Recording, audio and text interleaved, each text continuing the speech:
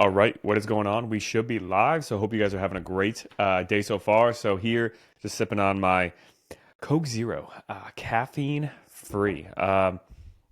If you're somebody who avoids artificial sweeteners because you think they're bad for you, I promise you, one Diet Coke a day or Coke Zero a day is not going to wreak havoc on your health. The research points that you could have way more than that, and it's not going to bother you. But that's not what this is about today. So today, I want to talk about goals and the types of goals that you probably need to get you started in your fitness journey to actually see some really nice short term results, and also the goals that then you need to be able to develop later on in your fitness journey in order to actually continue to go and keep going. Um, because I was having a conversation with one of my one-on-one clients, Eileen, actually, a couple of days ago, and we just kind of stumbled on within the voice messages we were sending to each other, just some really good insights of how her goals have kind of changed over time, and how initially when she signed up for coaching about a year and a half ago, she was really into trying to see like a specific number on the scale, trying to hit a certain milestone there. And now that she's like seen a lot of progress, but even just not even like her progress, but just mentally, how she's kind of quote unquote matured in her journey, she doesn't really have like any kind of set end goal. And this is a super common theme that I find with so many people that I work with, especially the long term clients that I work with, where um, like we end up achieving that initial first goal that they have, and they end up having to kind of shift their goals a little bit later on to be a little bit different and look a little bit different than what their first set of goals would be like. Um, and I think what you need to think about if you're in the beginning of your fitness journey or your weight loss journey is you probably need a pretty specific goal to shoot for. So, like when someone inquires about one on one coaching, I always ask them, okay, like, what is your overall goal? And if they give me a vague answer about like, okay, just trying to get in better shape. Okay, like what does that mean to you? Like, do you have a specific weight loss goal? Is there even just like a rough weight loss range you might be aiming for, even if it's not a specific number, right? Because we don't want to be set on specific numbers because body composition, can change even if the weight of the scale isn't changing as much as what you think. But I always like to get at least a rough range because that gives us a really good starting point of, okay, what's something specific that we can work towards? Now, just having a goal isn't enough. You have to actually have the daily action steps that you take in order to get there. But having that kind of first milestone or that milestone to shoot for in the beginning of your journey when you're just getting started, I think it's so important to keep you motivated and to keep your eyes on the prize or your eyes on the target of, okay, this is what I'm working towards long term. It feels very tangible, right? Like if you say, I want to lose 20 pounds, it's very tangible. You know when you get close to it, you know when you're far away from it, when you surpass it, versus if you just say, okay, I want to get in good shape. Well, that's kind of subjective and it's very arbitrary, very vague. What exactly does that mean? So in the beginning, I think it's really important to have these really specific goals and be open to, okay, if I set a goal to lose 20 pounds, if I lose 15, but I love the way I look, I'm happy with that. But having some kind of like goalpost there to shoot for.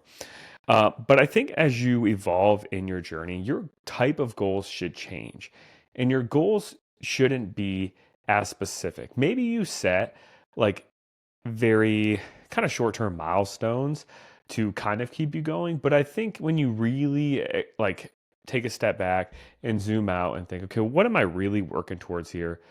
You're working towards something more broad and something that also is more continuous that doesn't really have an end date or an end goal. So, like, for example, when I first started my kind of like weight loss journey or body composition journey, wanting to lose body fat and get leaner and get more toned and all those things, I had a very specific goal of, okay, I want to lose 50 pounds and I want to weigh this amount. And, I achieved that. But once I achieved that, I realized, okay, like I'm not necessarily happy or satisfied here, which is a feeling that a lot of clients experience once they reach their first goal. And it's not that their first goal, like they don't enjoy it, but it's just like there's more. Like you get there and you're like, okay, well, if I can achieve this, like how much further can I take this? So once you reach that first milestone, you kind of are faced with, okay, well, I'm either done and then you take your foot completely off the gas, and that's where most people gain the weight back, or you develop some other kind of milestone. And when after I lost like my first 40 pounds back in 2014, 2013, when I lost that initial weight, my goals shifted and I realized, okay, my goal wasn't necessarily like so specific to weigh a certain amount, but my goal was then to just maximize my body composition for whatever that meant for me in my head, which for me means building as much muscle as I can while also staying lean so I can kind of showcase that muscle by having, definition and all this kind of stuff and looking quote unquote toned, what people say. And that's kind of where my goals shifted. And I didn't really have a necessary endpoint. Like there were different phases in my journey where, okay, now I'm going to go through a calorie surplus or a building phase. And, maybe I weigh 160 at the beginning of this building phase. And 5 months from now, I want to weigh 165 with muscle, right? Like I have like these really short milestones in there.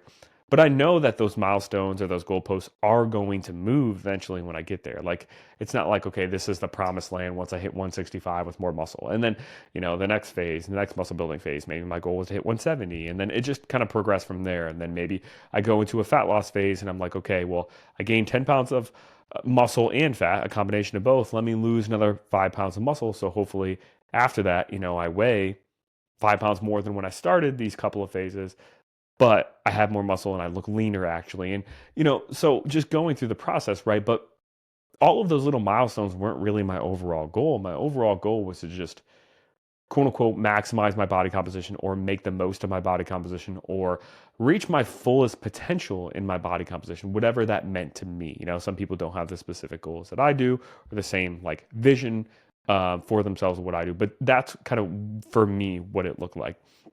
And then when I started powerlifting, the same thing kind of happened where I would set specific milestones or goals of, okay, uh,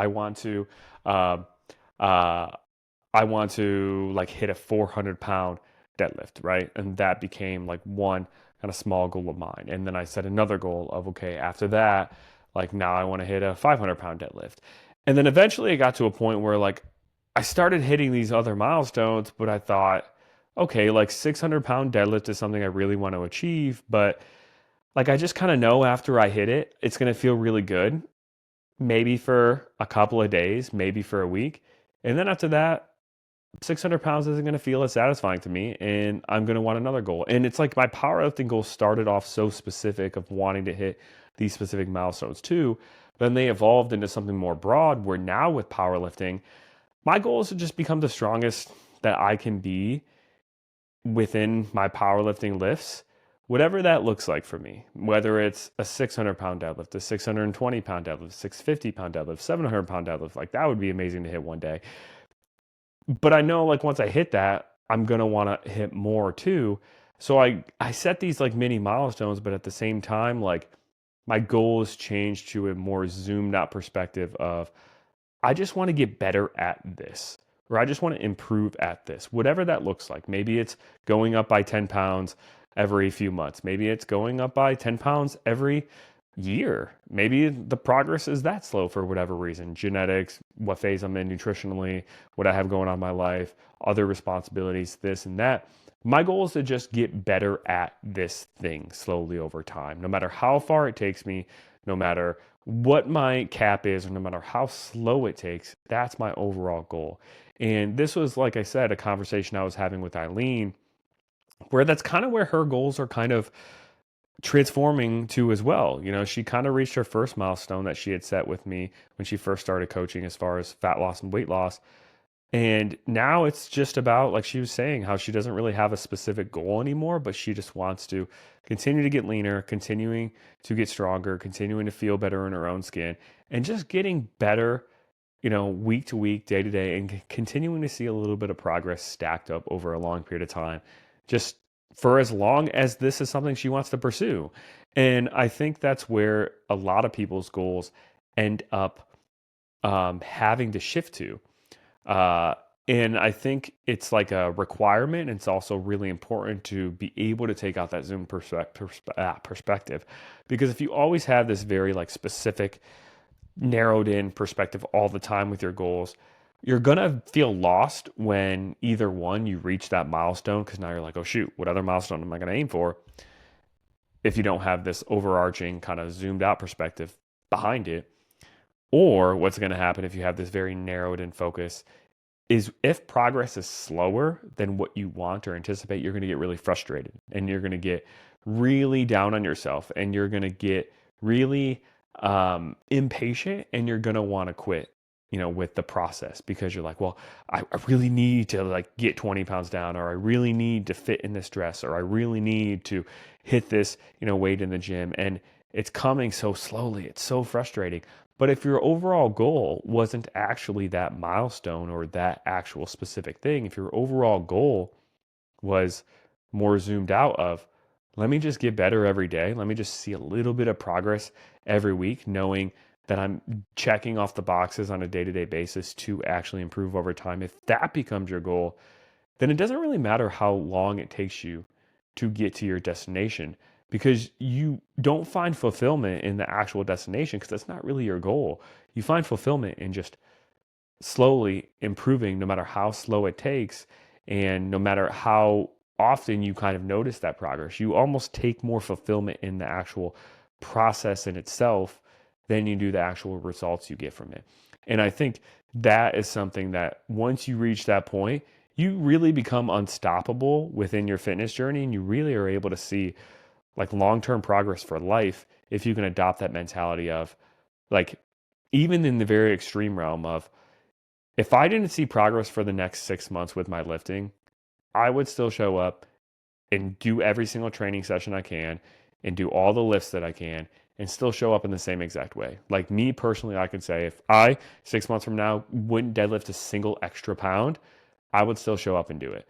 And that's because I've kind of not only like zoomed out my focus of, I just want to get a little bit better, every day or over time, even if that means just 1 extra pound over a 6 month time frame, if that's all the progress that I can physically make. But also my goals and my values have shifted to just the actions I take versus the results I get. And that is like the true key to sustained excellence, sustained unlimited progress, is trying to master your craft, whatever it is, whether it's weight loss, whether it's getting stronger, whether it's improving your body composition, building more muscle, whether it's just staying in good health, whether it's whatever it is.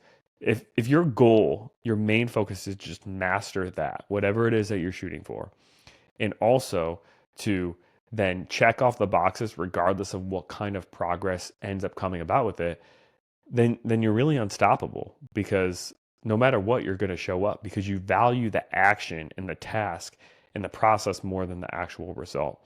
And the funny thing is, when you do that, you actually see better results over time because you're actually doing the things on a day-to-day basis to get you the progress that you ultimately want. And you find more value in those actions, hitting your calorie goal, hitting your protein goal, hitting your workouts, hitting your steps, showing up and hitting those things regardless of what's going on in your life. If you can take pride in that and really value the process and value showing up for the process and valuing being able to look back over a span of a couple of months or a couple of weeks and be like, you know what, I showed up and did the thing and checked the boxes, even on days that I didn't feel like it, even on days I was tired, even on days I was stressed, even on days when the kids were driving me nuts, even on days where I didn't get as much sleep, I still showed up and did the thing. If you can make that your driving force of being able to like take that pride in yourself, of like that resiliency of being able to show up and do what you need to do regardless of what's going on in your life, that's your superpower. And that's where you unlock unlimited progress long term. And I've been trying to take that mentality with really everything in my life when it comes to just trying to be, a better dad, a better husband every day, trying to, progress in my strength and my workouts and my lifts, every week or every month or however long, or trying to just continue to improve in my coaching and be a better coach and improve the business and all of this stuff. Like I've stopped making these like very specific goals necessarily. And it's all about, okay, am I executing when I don't want to? Am I doing the things I need to do when I don't want to that are part of the process? And am I getting slowly better over time, even if that's just 1% better over a span of a week, or it's 1% better over a span of 3 months? Like, is that trend going in that direction? And if so, then I can go to bed happy every night that I'm, fulfilling what I want to do as much as possible. So, just want to come on here and this is kind of top of mind for me. And I thought it was really insightful about setting goals. I think, like I said, if you're in the beginning of your journey, you probably need specific goals and you probably should set a specific goal, which is why I always ask, clients what their specific, benchmark or milestone that they first want to hit is. But at the same time, be open to zooming out as you move forward in your journey, and also be open to taking less pride in the actual result that you achieve and taking more pride in being able to look back and know when no one was watching, when I was tired, when I was fatigued, when I was frustrated, when I was annoyed, I still showed up and checked off these boxes anyway. And most people can't do that, but I can. So hopefully this was helpful and insightful. Hope you guys have a great rest of your week, and I will see you guys in the next one.